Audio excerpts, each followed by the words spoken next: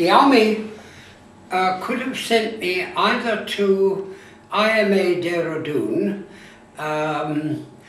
or the infantry OTS officer training school, Bangalore, and they sent me to Bangalore. Now this meant that I was pretty soon in contact with Carnatic music.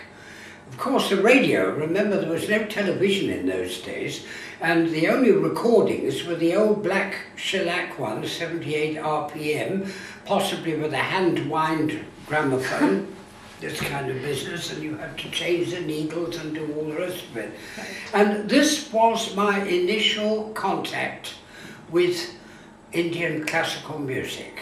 Right.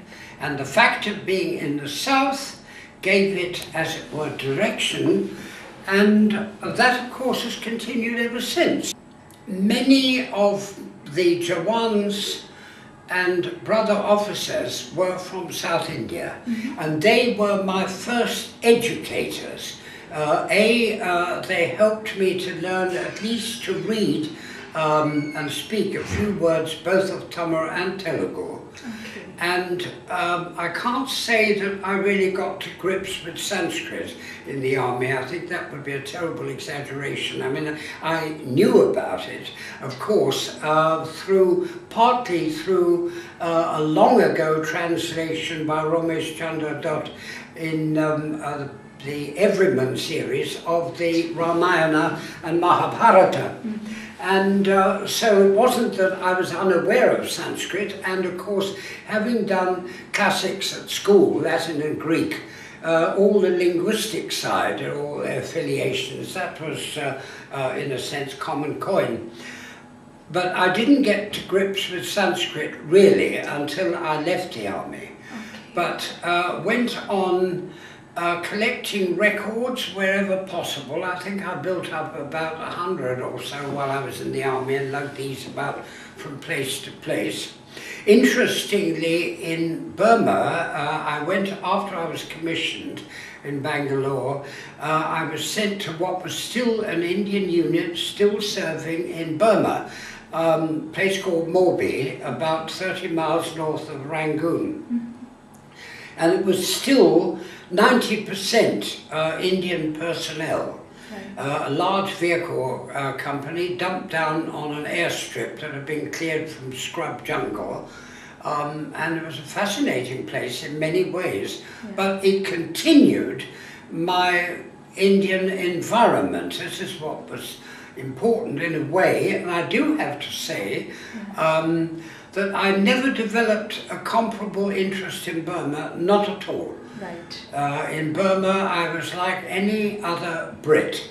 Okay, there was no, I can't claim any special, I struggled a bit with the Burmese script because of course it has Indian origin, but I didn't really develop the same sort of, I was totally, by that time, totally involved with Carnatic music. It was that I loved, it was that I wanted to hear. I struggled desperately to get the overseas service of All India Radio. I remember twiddling the dial on this and getting records and so on. And still hadn't met any hands-on musicians, although the families of a number of the Jawans, of course, either their sister or mother or somebody was a player of veena or vocalist. So I learnt things like what the difference between Adi and Rupa Katala, things like that, very elementary, excuse me, but nothing on a formal, structured basis.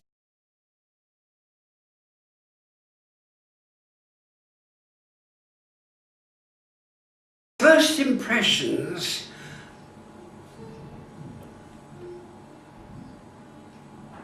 were, I think wonder is the right word. I had to find my way about. I had to listen and listen and listen. And in a sense, the fact of the media being so limited at that time had its plus point. Yeah. And the plus point was precisely that I could and did spend an immense amount of time simply listening.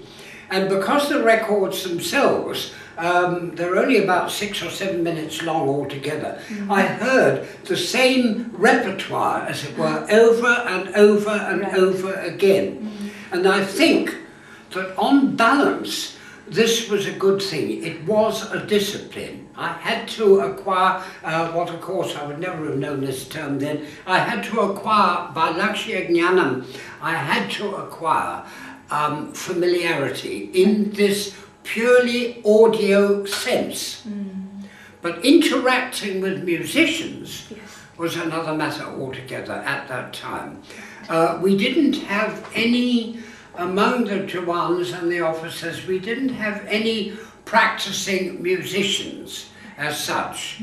But they had, of course, a concert party of their own, and this was armed with a harmonium. And when they left in December 1947, when they left from Burma to go back to India, they kindly gave me their harmonium, which of course was a great treasure for a number of years. I was moved on from Burma after Burmese independence in January '48.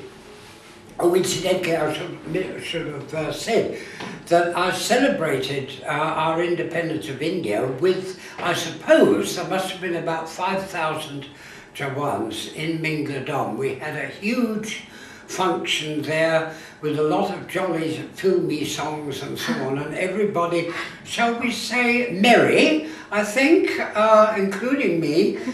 We had a really jolly time, and it was a wonderful experience to celebrate Indian independence in that environment.